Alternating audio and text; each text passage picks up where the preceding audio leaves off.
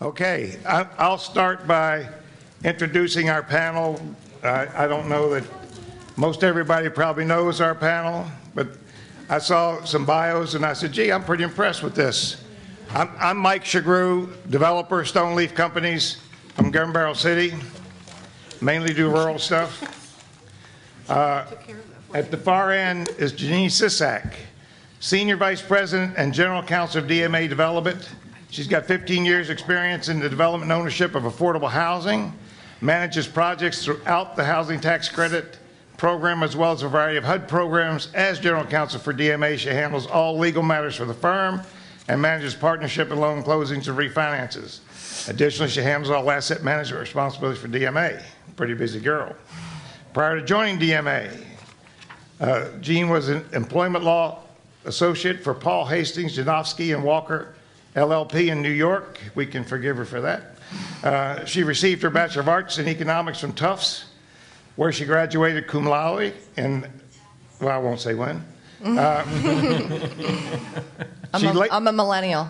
Yeah. Me too. So her attention span has already expired. I don't know why I'm reading it. Are we done yet?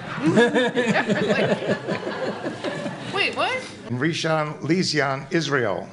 How about that? That's pretty impressive. Pretty cool. Yeah, Currently cool. serves on the board of directors of TAP and is the chair of the QAP committee. So very appropriate that she would be here, as well as the board of two Austin-based nonprofits, Generous Art Texas Inc. and Rosewood Senior Housing Inc. So we'll have her. Next to her is Tom Gurris, Deputy Executive. His is a lot shorter. You know that? He's just been around the block a little bit. Yeah, he's been around the block a few times. He's Deputy Executive Director of Asset Analysis and Management at TDHCA. Tom joined TDHCA in 1997 as manager of underwriting, and since then has managed the analysis of over $10 billion in real estate transactions. Probably a deal or two for some people in the room.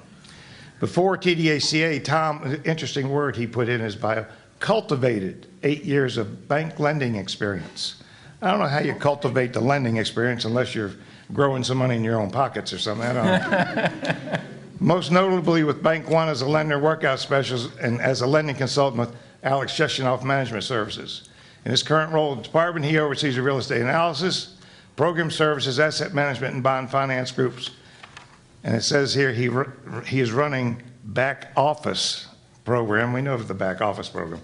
Functions and securing financial viability for the department's housing programs. He received his MBA from University of Texas at Austin and undergraduate degree in economics from the University of Wisconsin-Madison. Go Badgers. Go Badgers, there you go. Do they still play football up there? They do. Watch out, they're a sleeper this year. They're a sleeper. Most years they're sleeping. Well, All right. Then right next to me is Marnie Holloway. She's a director of Multifamily Finance Division, joined TDHCA in May of 2009 in a neighborhood stabilization program. She moved to her current position in September 2015, where I'm sure someone twisted her arm. Then she stepped up, however, where she's responsible for the oversight of the department's multifamily finance allocation and award process for multiple fund sources. She has more than 15 years experience in real estate finance and affordable housing production. She attended St. Edward's University. So thank you all for being here. That's very nice. And Jeanine has 4 basic topics that we're going to cover. But as usual, I tend to start most of these out. I need to tell a little story. Sometimes they're off color, but my wife's in the room, so I have to clean it up a little bit. But since we're all here in the South, and most of us are from the South, I have a story about this old boy who bought a raffle ticket for a bass boat, and he won. But he lived inland very, very far, and he takes the boat home, and his wife says, what are you going to do with that boat? He says, well, I'm going to keep it.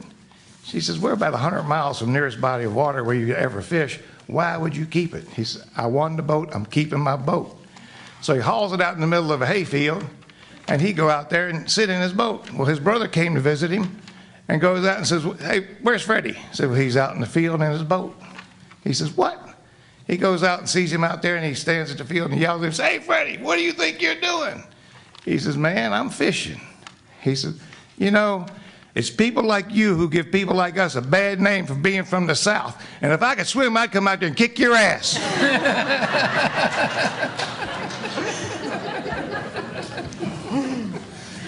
All right. Good one. I'm using that one next week. That's gonna be my joke of the week. Good. Okay, so at least everybody's still awake. That's good.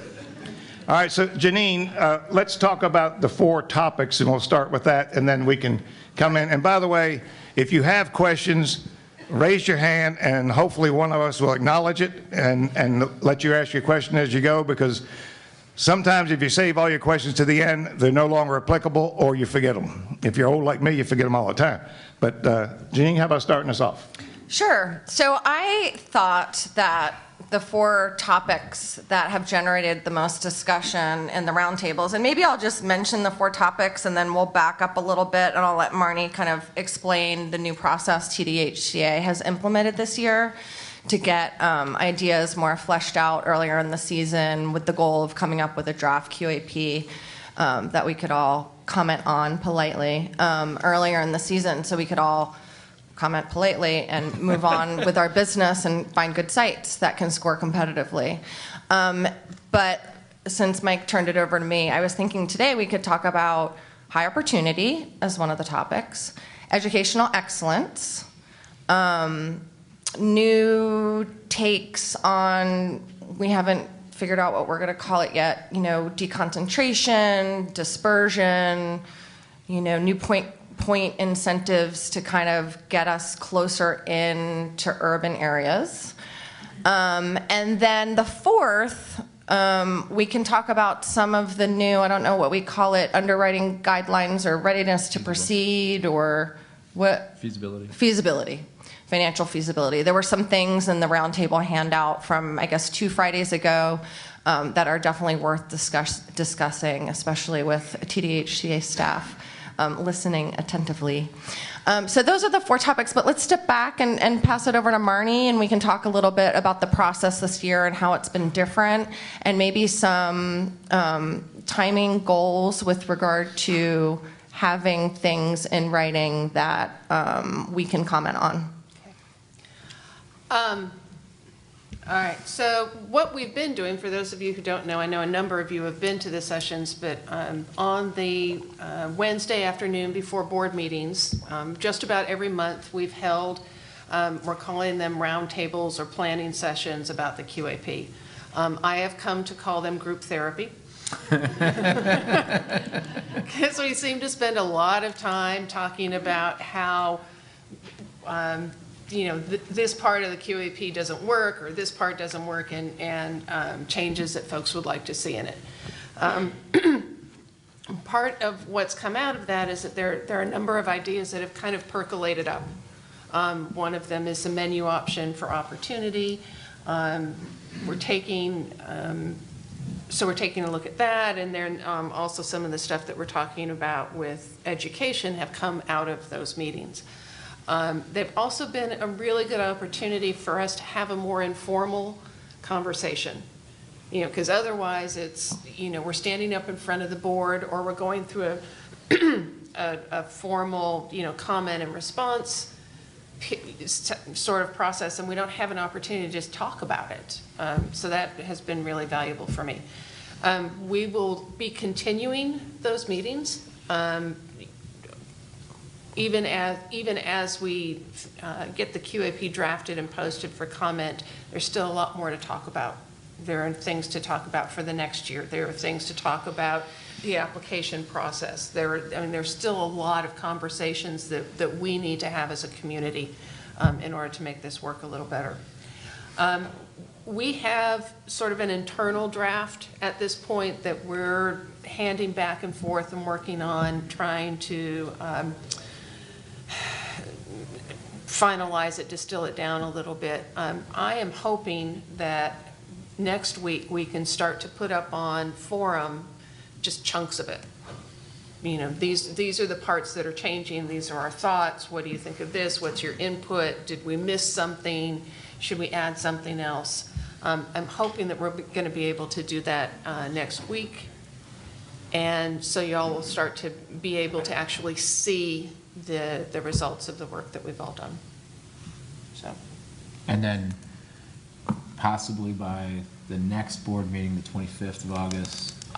I would really like to have something for the meeting before the 25th board meeting.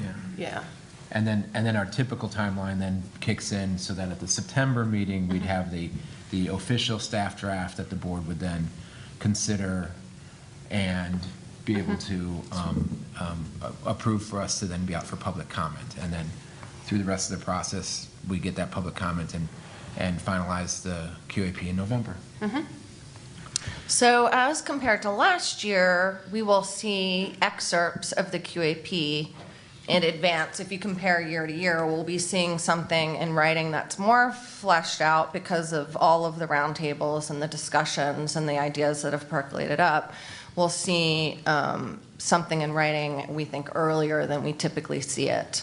And whenever we do see it, we'll be more vetted, vetted by people that have been coming to the roundtable.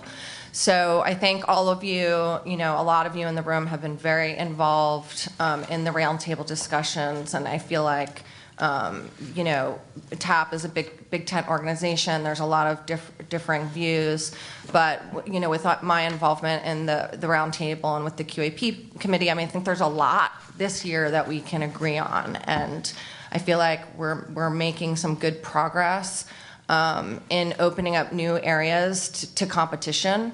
And we've been working with the advocates along this process, which I think has been helpful in moving the ball forward in a moving it forward instead of sideways or backwards, which we sometimes do. So I'm very pleased with the process, and I think thanks staff and again everybody. All the stakeholders that have been involved. So with that note, let's start with high opportunity. So I think maybe the best way to proceed is just for some newbies in the room, I'm going to give a brief synopsis of how it's been working, how this topic has been working under the previous QAP, and some of the iterations of new ideas, and then I'll let Marnie and Tom comment on kind of where they are today or where they think it's going to land in the excerpts or the next draft when we see it. So starting with high opportunity, the way that it's worked the last couple years is you need to be in the first quartile or second quartile in terms of income based on census tract. So this is all census tract based. First quartile had the highest points category. Second quartile was the second highest score under high opportunity. But in both those scenarios, you needed to be in a census tract with less than 15% poverty, and you needed to have an elementary school that had met standard and had an index rating of, I believe, a 77. There's been a lot of talk in the roundtables about how just the overlaying poverty, such a low threshold for poverty on income, and then layering on schools has resulted in census tracts that kind of light up on your map. Says, "Wow, if I can get a site there, I'm gonna have a perfect score and I can win a tiebreaker." Maybe we talk about tiebreakers a little bit too as a fifth topic. So what was happening? Well, a couple things were happening. First of all, a lot of developers were kind of literally fighting over the same sites, and that was driving up prices. We were seeing smaller communities that had never had a tax credit deal before have four or five developers trying to get their foot in the door in that community. And then we're also seeing a lot of deals in high opportunity areas. Did my mic just go out? There it is. In high opportunity areas that were on the fringes of cities. So last year in particular, if you kind of look at the allocation log, I don't think there's a Dallas deal that's going to receive funding. I don't think there's an Austin deal that's going to receive funding, and I think there's one Houston deal. So we're also trying to kind of address the kind of the black holes that are in the cities, and that's y'all know it's both high opportunity and schools that are causing that dynamic. So. A lot of ideas have been vetted in the roundtables, and I think just conceptually the idea that's firming up right now is some sort of combination of an income and poverty threshold with the ability to pick up points based on, what I call good real estate attributes. So that is kind of the concept that we're working on, and I'll let Tom and Marnie kind of comment on the specifics of that in their current vision. Tom is stepping on your microphone. Yeah. Which is better than stepping on her toe. Yeah. So, Sorry. you know, we're all a little giddy back at TDHCA It's the right end of the now. cycle. It's, yeah. So as Ginny mentioned, regarding poverty rate, this is something that we're looking really closely at. And we're also looking at it at the sub-region level. Rather than trying, just like everything else, Texas is this huge state, so trying to, apply this sort of blanket measurement all the way across the state is really difficult. So we're looking at that, we're researching it, we're taking a look at, census tracts that are in or out with different scenarios and trying to get to, a high opportunity area, but not being so strict that, everybody's focused on that one pinpoint. So beyond poverty level, we're talking about two potential thresholds to start for opportunity points. The first one would be the first two income quartiles. The other one, and this is something that we've talked about in all of the roundtables, is a third quartile census tract contiguous to a first or second quartile census tract without a physical barrier in between. So without a highway or a river or something, recognizing that census tracts, opportunity doesn't just end at this line that's been put on a map. And then with a development site that's still fairly close to that boundary. My thinking is that this should help. I'm hoping we still need to look at some mapping, but help with that donut hole effect that we're seeing in some of the rural communities. You want to talk about the stuff we're adding? So we'll continue to have prioritization for the first quartile. There'll be a higher, so there's a menu of items after those first two threshold things, and the highest menu item would be that highest quartile, and then there'd be points for the next quartile, the second quartile. But then there'd be a series of points for other attributes like proximity to parks and proximity to employment, potentially proximity to public transportation. Each of those would be individual point items is the idea, so that you could combine a series of those to make up for being in the second quartile or in the third quartile next to a first or second quartile. Tom, is that going to make the second quartile score evenly with the first quartile, but there's enough menu to catch up? Yeah, they're not necessarily going to be, well, first and second, I think are right now, on the they're same thinking The about even, same. but we may adjust that as well. But they'll be close enough in proximity so that all the other attributes could help get you to the same level. So that there's not so much demand on that one perfect site, but there are many things that make up a good site. So we're still trying to flesh out what are those other attributes. I think we have on there a crime rate statistic that I know is fairly controversial. We'd like to have some sort of benchmark there that says, if you're in a lower crime area, that's a benefit. Whether that crime is a difficult thing to measure perfectly across all areas, and we understand that. But if we have what we think is as good a uniform measurement as we can, and it's a low thing, then you could get a point for that. But if you can't, then there are other things you can get points for.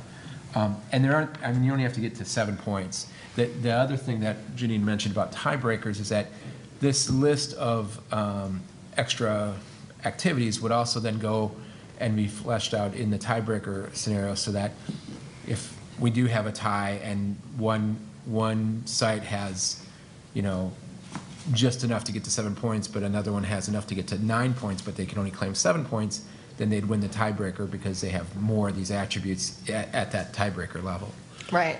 So the concept behind this is to get sites that not only provide high opportunities under the way that we've decided to determine that in past years, but also require connectivity. I mean, some of the other amenities, and for those of you that have been at the roundtables, you've seen or heard many different lists of amenities, but I think that the list that that we're talking about now satisfies the two criteria that have been voiced as important, and that is, are these amenities indicative of high opportunity areas, and are they also amenities that a typical tax credit resident would use? So, we're looking at things like public libraries, public parks, playgrounds, transit, jobs, really robust amenities that, in my opinion, to have that also serve as a tiebreaker is a really great way to break ties as opposed to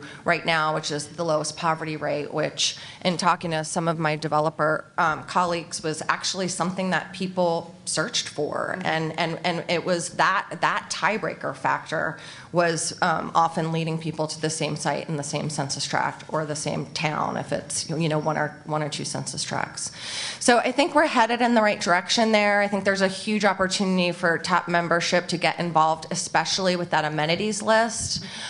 In terms of poverty, I know on the handout at the last roundtable we were talking about either a mean or a median poverty rate based on a subregion, and we at DMA ran those numbers, and some places benefited and some places lost in a way that I didn't feel like we were actually picking up new census tracts, which I think is really important. When I say picking up new census tracts, I don't mean picking up any census tracts. I mean picking up other good high opportunity areas or mixed income neighborhoods that, for instance, for those of you that live in Austin and you hear me speak a lot, I always mention Miller. The Miller redevelopment is second quartile for income, but the poverty rate is over 15%, so it gets 0 for high opportunity index. North Burnett is the same. Travis Heights wouldn't get opportunity index points. So, we're trying to kind of capture some of those mixed income neighborhoods that are, considered high opportunity.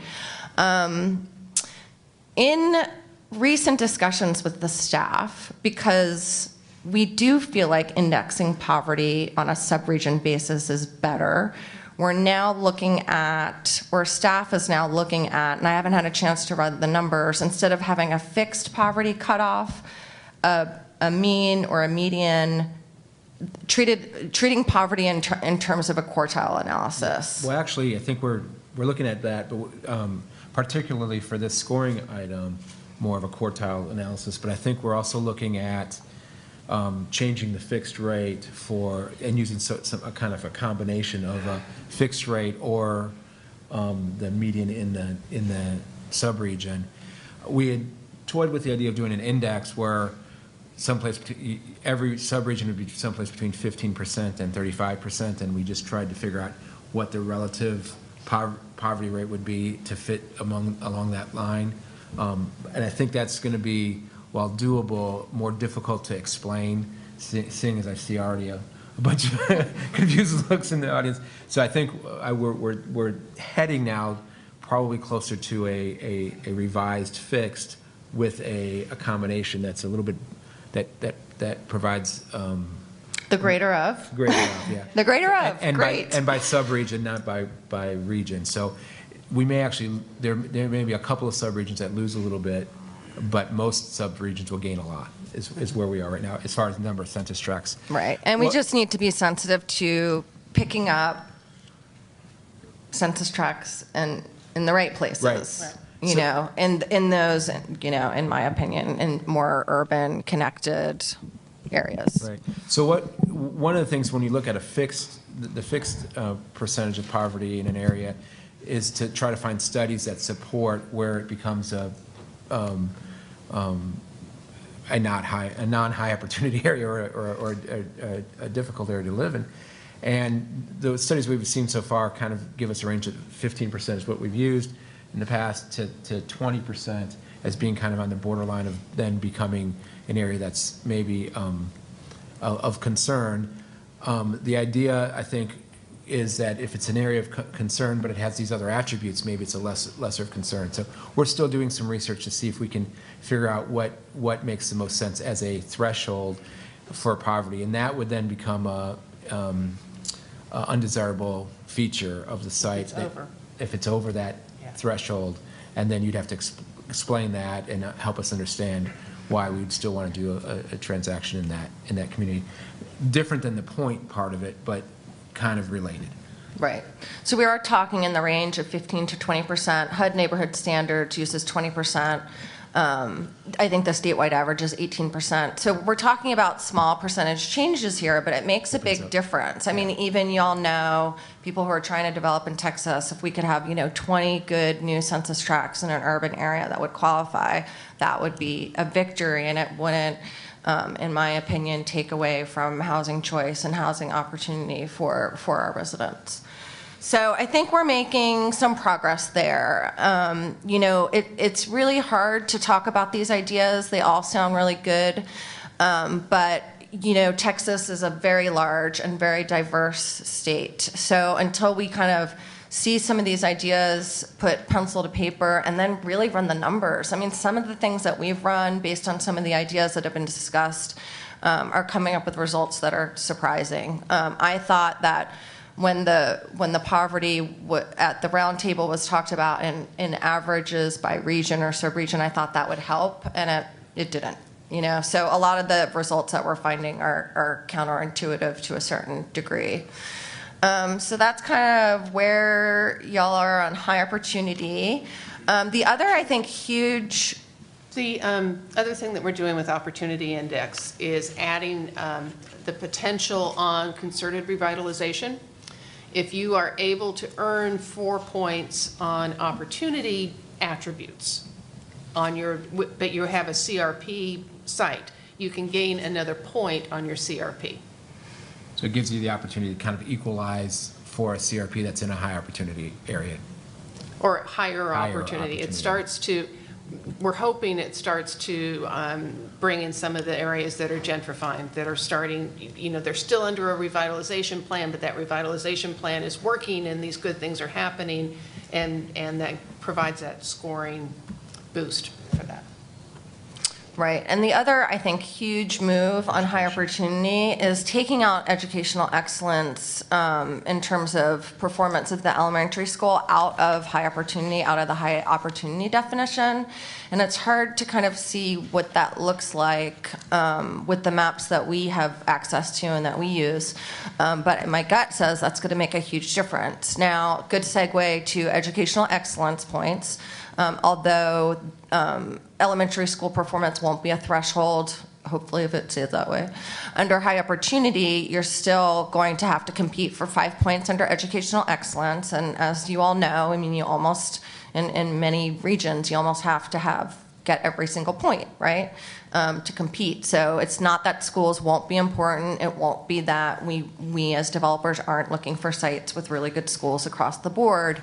But again, we're trying to address this kind of funnel scenario that we're all running into right now under high opportunity. So I think it's a step in the right direction. I think there's a lot to talk about with educational excellence too. Still, and I'll highlight some of those issues, and Marnie and Tom and Mike can comment on them. One is just, generally, is there any opportunity to take, high school, if not high school, middle school and high school out of the scoring criteria? I don't think the staff agrees with this. I think they believe that, the quality of schools are an indicator of whether an area is high opportunity. Our response to that is, for those developers that have large portfolio of general population deals, we find, and other developers find, that most of the children that we serve are elementary age children. The hope being that tax credit housing and affordable housing enables our residents to step into home ownership by the time their children are older and are attending middle school and high school. So that's one issue. I don't think we'll make much traction there, but I'm going to continue to talk about it. The second issue is the larger school districts and choice programs, magnet schools, charter schools. I think the staff understands those issues. I think there's a lot of education that needs to happen for all the people in the room and staff on, how those programs work. I'm sure it works different in all the large districts. Tanya with TAP, the policy director, is going to try to help us do some research on that so we can all kind of get up to speed on that. So there's that issue and how we're going to fold that into the QAP. And then the third issue is the TA ratings, and they're changing. They're going to a letter grade system. How are we going to analyze that data? How are we going to average it? How are we going to pinpoint it for scoring? I mean, there's a lot going on there and a lot of question marks that I don't even think we can answer anytime soon. Well, a couple of things. One is knowing that we're headed for this letter grade and we don't really know what the letter grades are going to mean, and we won't know until the end of the year. TEA isn't reporting until the end of the year. What I think we're moving to is using Index 1 or Index 2 scores. Those indexes that make up the scores currently will continue into the letter grades. So we're just going to key on those indexes. The other thing that we're looking at is, rather than using that statewide 77, is using the median for each educational service center. There are 20 of them across the state. So that starts, instead of having these measurements that are like, it's here for most everyone, but these other regions, it's this other number, really starting to localize what's going on with those educational accountability ratings.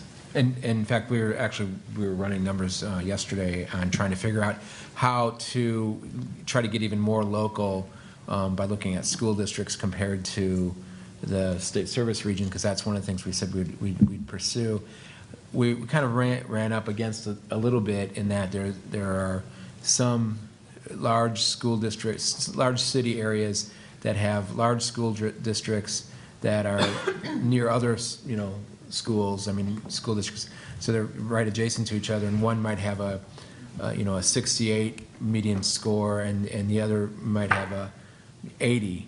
And so if we use the local school district score as a test, as the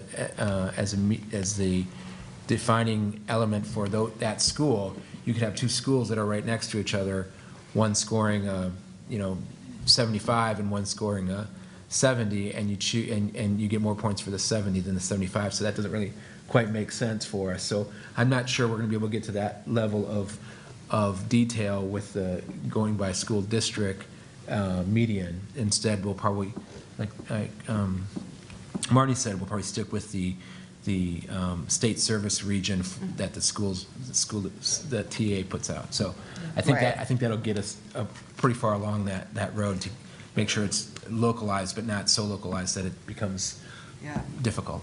Well, my concern about that, I just feel like we need to figure something else out, because when you average schools based on a region, it's going to, again, I don't know if I haven't run the numbers on this, but my concern is that it's going to disadvantage the large city school districts to a point where they won't be competitive, and we'll see the same result as last year, especially in Dallas. I see Claire nodding her head. I think there's one, correct me, Claire, if I'm wrong, one Dallas high school that qualifies? One high school. And it only meets the 5 points, so That's new. very iffy if it does. Right. Yeah. So one of the ideas we talked about was, is there a different indexing we can use for school districts that have greater than X number of schools? I don't know what that number is.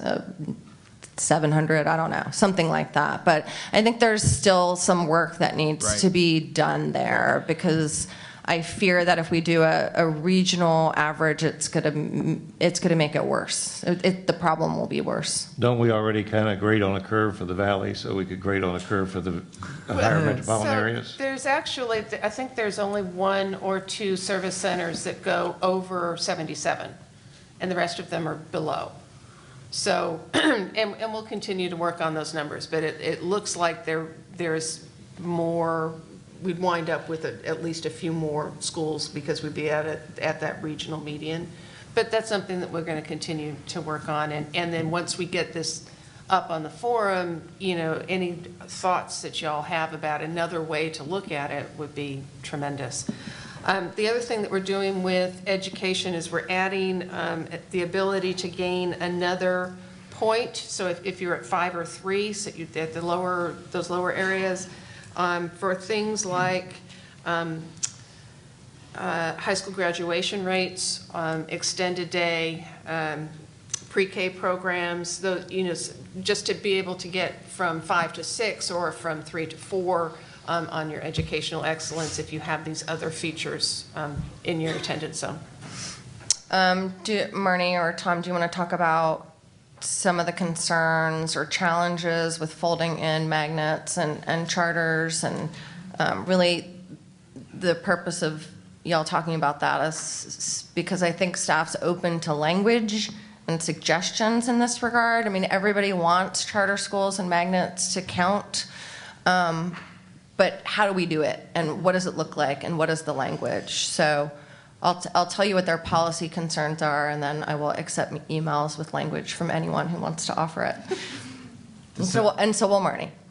So those policy concerns are, is it available to everyone? Is that charter school, that exceptional school, available to everybody who might live at that in those apartments? And then is it do they have an open enrollment that there are positions in that school that are available? And then the second piece of that is there transportation available? Can they get there, or is it going to be on the other side of the city and they can't, you know, they wouldn't be able to get access to those schools? So those are really the two big concerns about how we incorporate charter or those target schools. Anything else? Nope, that would be it. So if you guys have ideas on how we can get there with that language, we'd be excited to hear that. Do you want to talk about the thing that we haven't named yet? The Yes. urban infill sort of Let's thingy? go for it. So when we were meeting the other day, we were talking about understanding the concern, although our research team staff they really don't care for the term donut hole. They don't. They But really hate don't. that Yeah, term. I got harassed pretty heavily yesterday when I kept using it. But there is this part of town that usually seems to be closer to the city center of the major metropolitan areas that often has a hard time hitting on all the cylinders for high opportunity and educational excellence and what have you. And yet there are some good tracks in those areas that still could benefit from affordable housing because it's got proximity to jobs and what have you. So the idea that we came up with is using some kind of a radius from the city center. And when we were thinking about what the city center would be, we'd think about like the city hall as the city center, because it's usually centrally located, maybe a 5-mile radius in regions where there's maybe over $4 million in allocation. So we're only talking about a few of the regions, looking at the largest cities in those regions in order to then kind of give ourselves the opportunity to see some of those tracks that otherwise have some strong attributes employment-wise and connectivity-wise, but maybe are struggling on a rebound with either poverty or schools or what have you, and they need some assistance. So providing a point incentive for that area. I said a lot of words. I don't know if I made any sense in saying it, but what we're looking at is a radius probably in the 4 or 5 major cities is what it would amount to. But we're still looking at how that fleshes out, and would love to get more comment about that. We don't want to make that, you know, a 5-mile radius around Dripping Springs or something like that, because obviously that wouldn't get us what we're looking at. We're looking at the big cities. So. Right. And would that be in lieu of a certain point category, or in addition to? How would that work? Well, it was sort of it fleshed from a deconcentration kind of idea that Tim had and we'd been working with to try to find sites that were further away from other sites.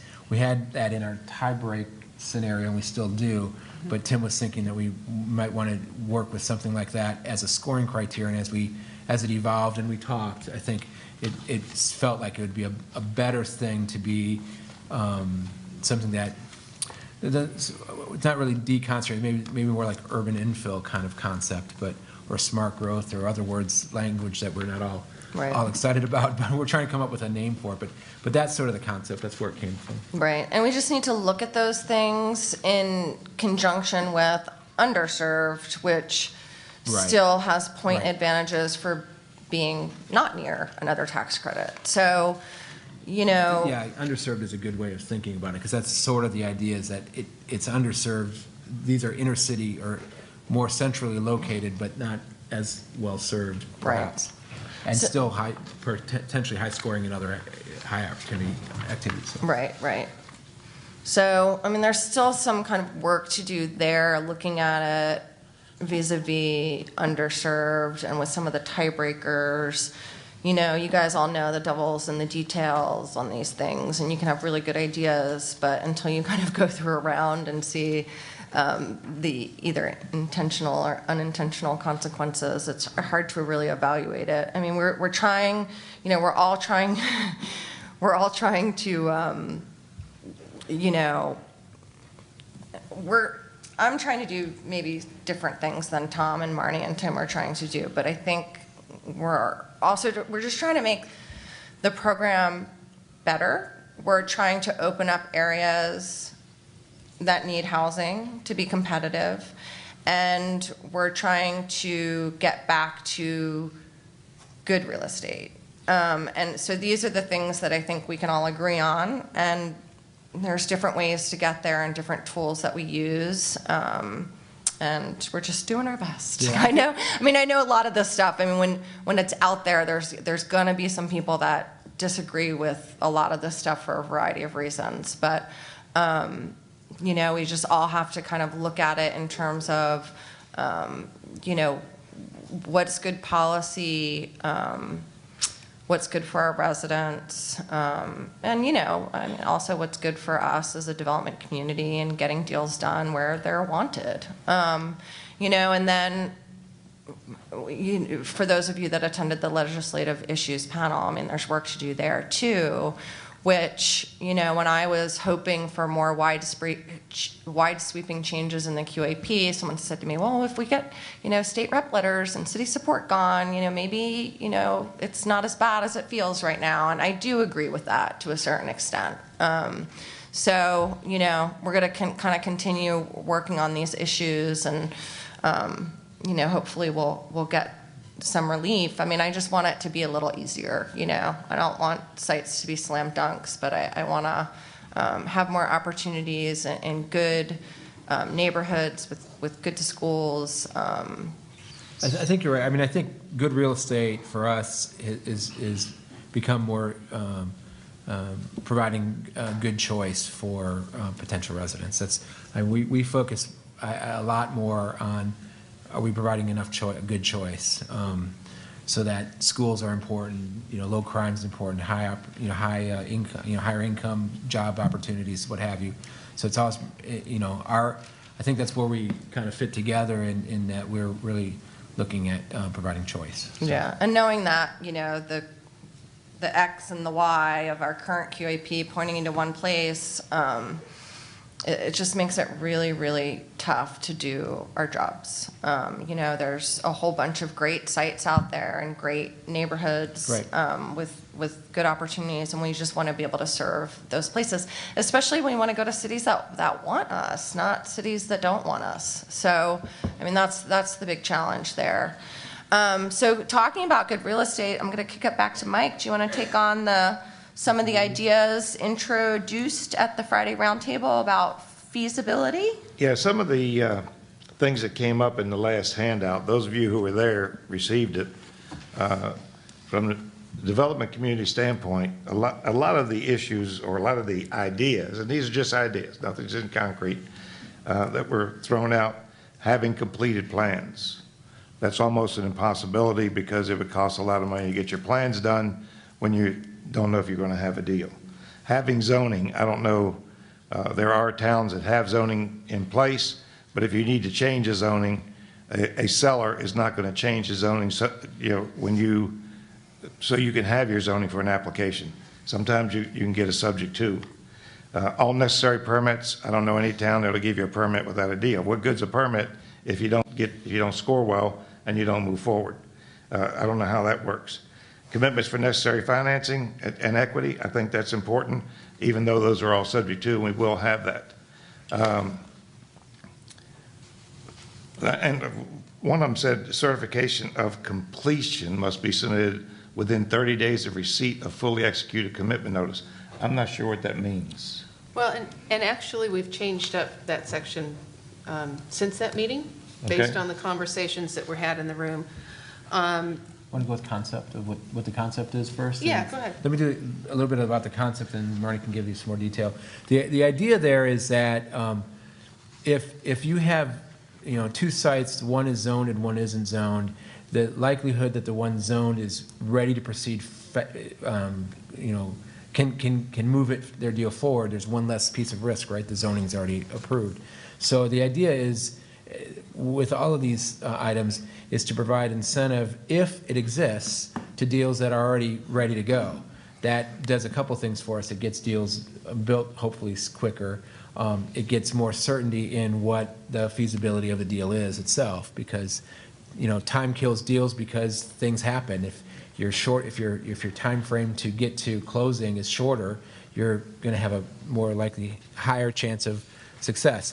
We used to have some of these criteria as threshold, and we did that for many years actually, and there was a lot of feedback on that's very difficult.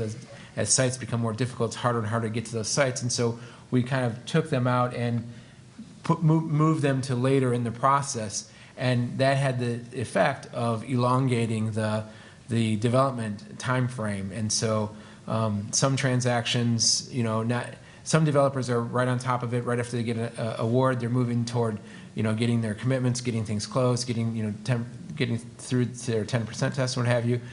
And some developers are busy on their other deals, and so things are matriculating a little less quickly. And so then we get to the 10% test, which is the following year, and we still haven't closed, and we need an extension of that.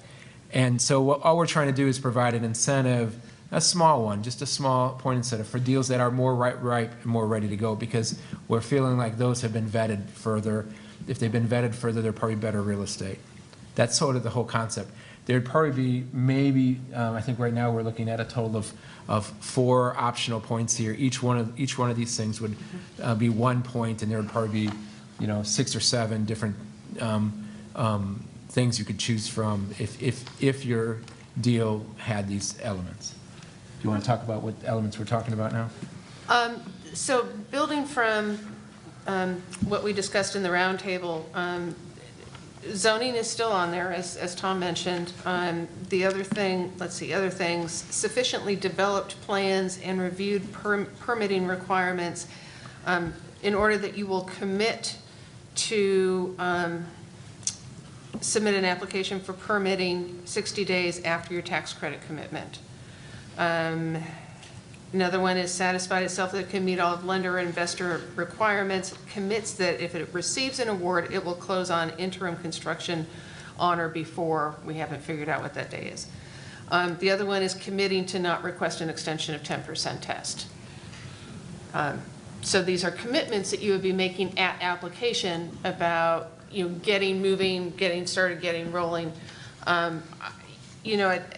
Particularly if you're layering with direct loan funds, we are right now committing direct loans from the last round. And so it becomes a problem, an issue for us with recent HUD changes, that if we don't have those funds committed, we lose them. They're gone. It's not a cumulative thing anymore. So, particularly in that little part of our program, this readiness to proceed is just vital. Maybe you do it for that portion of it, but I will say that unless we want to reuse or recycle plans, and even though we have a plan that may work on multiple sites, it may not be the best plan for that site, but if we're creating a new plan for a new site, the architect to get it done in 60 days so we can be ready to close in a short period of time. I believe that most of us do want to close as fast as possible because time is money, and the sooner we get in the ground, the sooner it's better for us. However, having plans ready to go, and I don't have an issue about, in our due diligence with towns, we always talk about permitting. We want to make sure there's not a permit issue. But nobody's going to issue us permits until they see completed plans and site plans, et cetera. So we've got to go through their P&Z process, which may not be able to be done in a period of X or Y. But I do understand and have empathy. If you've got money that has to go out the door, use it or lose it. There has to be a way, and if I want to apply for that, I better be ready to go. But if I'm not applying for that, the window should be a little larger. Well, and that could be, and it could be that, you know, we get this up on the forum and, you know, some of you have thoughts about, you know, should the time period be a little different? Should the measurement be different?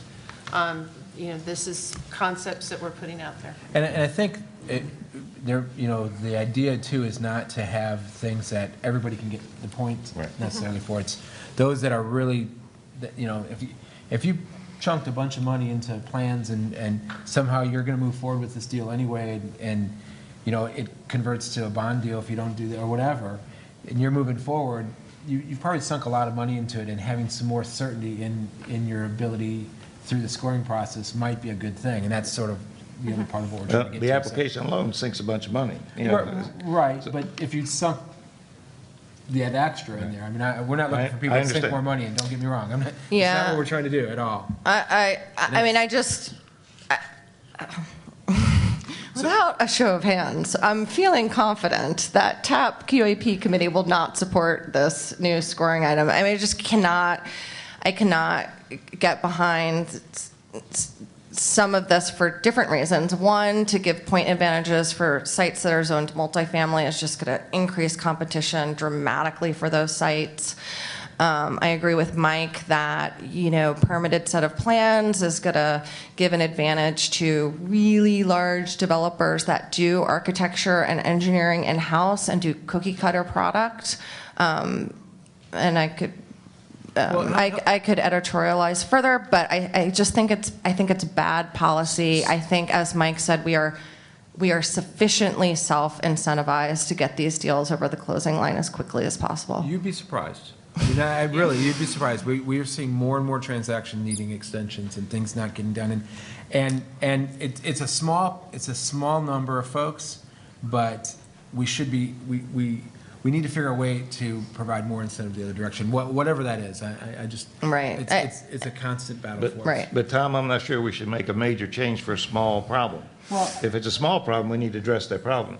But don't put me in the same position with somebody who has to have an extension every time they turn around. So- If I can get my stuff done, but Joe Blow can't, why would I have to play in the same sandbox with Joe Blow? Because it might be dirty. Yeah, so let me ask this question. let me ask this question. How many of y'all have been in the program for 10 years or more? Raise your hand. So of those of you that have been in the program 10 years or more, how many of you had to meet the 10% test by the year end of the year that you got an award when you had allocations like that? Just a couple of you. Come on, raise your hands. Raise them high, tall and proud, high and proud, wherever that goes. And it was doable, right? Yeah. Now, how many of you that have done that have had to ask for extensions of the July date that's 6 months later? And why is that? What's happened? What's changed in the world that has caused that to happen? In the USDA world, acquisition of the property. Okay. That wasn't required back. It's literally in the USDA component, because you had interagency issues. For example, we use the home funds, the direct loan funds, and USDA may come up and say, have a conflict with this in regards to what that loan is. And you get into a long period of dialogue, and you know exactly what I'm talking about. So- It forces you to ask for the extension, because we literally hate it, because as you said, we would get it done before the end of the year. Right. And so with USDA, we've got some things that we're trying to work with to address that situation. So is there anybody that was able to meet the 10% test in December back 10 years ago, but hasn't been able to meet it in July now? That is not USDA. That is not USDA. it's doable is what I'm saying. I think everybody, now, does anybody meet it in December, or do I wait till July anyway? Because we can't, right?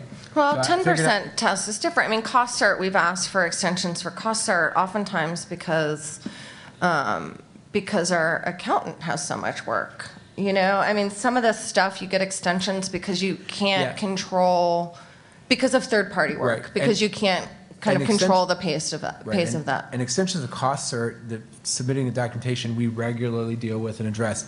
It's the extension of placed in service that really is a result of extensions of the 10% test and extensions of, get started later, get closed later. It's a problem for us because, there are certain things we can extend and we, want to see deals get done, and so we're always willing to try to figure out how to help get deals get done. But the place in service deadline is a cliff, and we've even tried to create mechanisms to address that, but it's a cliff, and it's a really ugly cliff. And Yeah, but we don't like being suffer faced with that. we suffer the Well, consequences. and this is one area where we're all sort of, yes, financially for sure, but we suffer it too if we can't Right. reuse the credits. We suffer it too just because it's a bad spot to have Right. any developer in. And with the And we don't 10% like- test, if people, and I'm just talking out loud, I don't Sure, know if sure, this me is the too. case, but it takes, in the major cities, it takes 6 months, 8 months to get site development permits. A lot of this stuff is, you have to close your transaction to spend, and now we're buying really expensive sites. We are paying historically high construction pricing. So the 10% amount is probably 5 times what it was 10 years ago. And so these deals get inherently more risky, which as a developer, you're less likely to take on that risk. So you push back buying your land, and that's why people get 10% extensions. But good real estate will get you there too, right? So if we're encouraging folks to buy good real estate, at any rate, Yeah, we can we'll- go back and forth all we'll day. talk about it. What we're looking for is ways to either incentivize or kind of give folks that are able to get things done quicker, give them some encouragement to do that, however that works. And we're open to ideas. Janine just touched on something that would lead to my next point, and maybe it's been changed, and that is about the cost of development per square foot, and to get points to be less than the median price of the previous year with the labor shortage and the fact that in my world, we're paying more, it appears. The guys cutting down trees aren't doing it any cheaper. I don't know where we get less costs based on a previous year's cost for a product 2 years out, because even though we get an award now, we're not buying most of the material unless we buy it for 10% test until we need it to take to a job site. So that time lag, there's many opportunities for price increases. So to say we should do it for less? Yeah, that was a typo. What we were trying to Bad do. typo. Really bad typo. You're right, really bad typo. I was just wondering what you were talking about, but then I just read what it said, and it was intended to be less than a range of the either last year's or this year's applications. A couple years ago, we tried that with the current year application cycle, and not with the then current year application cycle, where we looked at all the costs for that year and took the product and then compared you to that like product, and as long as you're within the mean, then within so much of a range of the mean of that, then you got the points. The idea there is, it kind of going to what you said, Mike. It's really hard because what we're supposed to be doing is looking at historical costs and then doing some sort of a adjustment to it to say this is what the cost per square foot, criteria should be.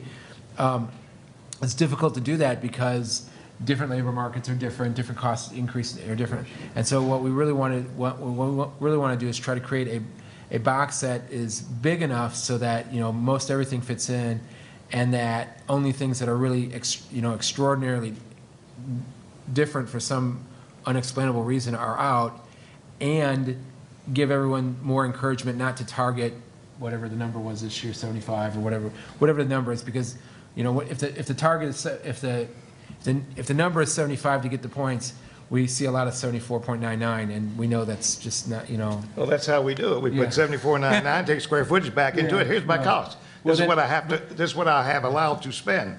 Now, then- but wait a minute. When I spend 75 instead of, or 75.99, that rest of that jingle comes out of my jeans. I don't come back saying I need some more credits. No, what, this is what actually happens.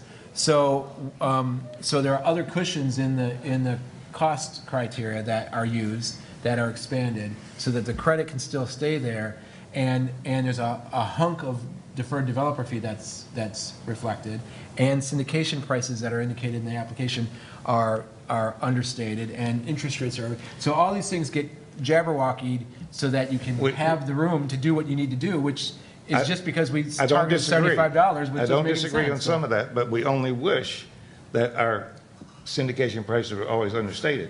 We Yeah, have to go yeah, based on got it, history. got it. We understand this year, there's been a bump more so than I anticipated, I will say that, and a deal that may have been tighter is, I'm gonna have more room in. I understand it. However, I don't know what my total costs are gonna be yet because I haven't bought my lumber out. Until I buy my labor and lumber, I really don't know how much more room I have. Historically, in my mind, I think, hey, this is a good deal. By the time we get CO'd and do our cost cert, I might say, what the hell happened here? And, you know, I may not have the room that I thought I had. So, I mean, and I don't think we're trying to game the system when we do that. I think we too, I would say every person in this room wants to do good real estate. Right, right. None of us want to Nobody wants to get a do little something. developer fee and be out of business next year. So one of the ideas that we talked about in our working group is going to a scenario where the cost per square foot limitation would limit your credits. It would limit your credits. And if it doesn't limit your construction costs or your hard costs or your building costs, and so under this scenario, you could put your real building costs, your real hard costs, but you could only claim credits up to a certain dollar amount. And we think we can draft something that satisfies statute, which, as we discussed, we have differing opinions on how and why that got in the statute. But we're looking at a scenario, I mean, if your costs are $100 a square foot, you're only getting credits on $80 a square foot. You know, you provide sources that, you know, make your development whole and it's not over leveraged and you're fully covered, then, you know, no harm, no foul. You have to provide commitment. You know, you have to provide commitments for whatever soft funds that you're using to bridge that gap. But we think that there's a possibility there to treat this more as a credit limitator than a reflection of what your actual costs are. Because I think we can all agree that the system that we're currently operating on does not necessarily result in Right.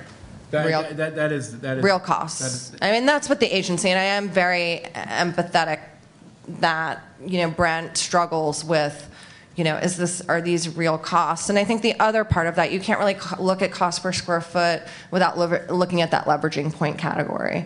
Because I think what happens is to get the leveraging point, you maybe have to, you know, people end up padding their numbers outside hard costs. I mean, there's all sorts of things that happen when you're throwing together an application at 2 o'clock in the morning, 3 days before the deadline. But I'm glad that you pointed out that we're not trying to get you to go less than the existing costs. Good point. Right. So there's still some work to do on that, and we would love to get that language so we can. Let me ask another question that was in that handout, and it's serving more of the lowest income tenants.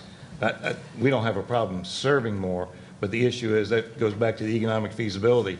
If I have to do more 30% units and get less rents, that's only tightening my deal up. If there's a way to offset it, and I also, in combination with this, the rural regions that only get $500,000, while you can ask for 1.5 times that, it's not necessarily the brightest thing unless you don't think anybody else is applying, because you have to give up a point. And these are won or lost by a point. Can there be some offset? If you want to serve more lower income tenants, is there a way that we can see a benefit on this side to help provide those tenants? Like increase the 500 to 550 or something if you're serving more lower income tenants. Yeah, I'm going to flex to a different answer because I'm not sure. always trying to maximize the number of low-income tenants we can fit into a deal safely is obviously something we want to try to do, but we don't want to try to overburden transactions so that they're not infeasible. And that's a real, coming from an underwriting background, that's a real hard thing for me to get to the right balance of. But some of the other attributes that we haven't mentioned yet that we're trying to add to that might play into this as far as serving the tenants is services for tenants and trying to build a better list of what tenant services might look like that might be more beneficial for tenants. We've had a lot of conversation about the idea of some kind of a supportive service coordinator for that's on site that might provide the ability, but not the mandatory requirement that tenants have to get access to other supports in the community, so that a single mom who needs to get daycare can get help from a service coordinator that might know of how to get them into the daycare, how to get them transportation to daycare, how to connect them with whatever other services in the community that might help that mom get those kids to where they need to be. And you know, some of things those like services are easier provided in a 100 to 150 unit deal than they are in a 50 unit. Right. I mean, having that extra payroll, it can really burden a small deal. Sure. And in those regions I was just talking about that don't have a large enough credit base, we're forced to do smaller deals, and we don't want to overburden them. I'd rather serve lower income tenants and try to provide, and we provide services, but then have another payroll, you know. Right, and so that's been part of the, I mean, what we need a little bit of help with is that exact conversation, because I think originally we thought, well, it won't be meaningful unless it's on sites paid for by the property.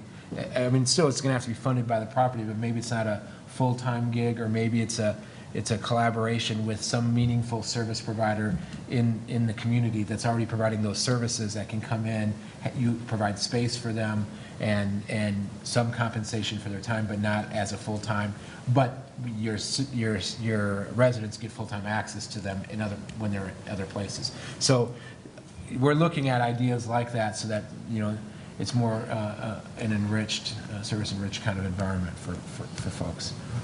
Well, I know it's 5 minutes to the appointed hour, and I know we need to leave some time for some other questions, and there are a lot more of the services we could talk about, and that's transportation, et cetera.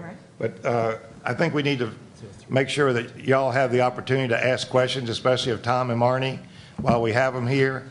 If you've been to many of the QAP panels, you've had the opportunity to ask some, but if there are questions that you have or other questions that have come up after today's conversation, please feel free to ask those right now, please. How are ETJ sites or Houston? That's part of what we're trying to figure out. So we'd have to come up with some kind of equivalency to a zoning that, for Houston, have gone through some of the planning and be able to move forward with some similar speed. For places where there's no zoning, like ETJs or in Houston, how would you evaluate zoning? On the second criteria, I thought I heard you say that for building permits within 60 days. Or did you say have permits within 60 days? What it says right now, we'll submit a complete application for permitting. So that's just submitting your plan 60 days after your. Yeah, that means your plans, you have to be ready to go into P&Z within 60 days, which could be a burden, depends upon how fast your architect works. Yeah. And if you're dealing with a guy that specializes in affordable housing, he's got 10 deals, you expect to pay more to be the first out the door. So now you're going to add some cost to your deal.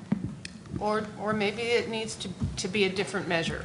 You know, again, this is, just because I'm sitting here saying it doesn't mean that it's going to be in the QAP. Yeah, these are discussions, Okay. and the last thing I was going to say, and I'll say it as the last thing, but you had a question. Yeah, I was just curious where staff is. We talked a lot about educational excellence, where we are in terms of how that effectuates senior deals and aging in place.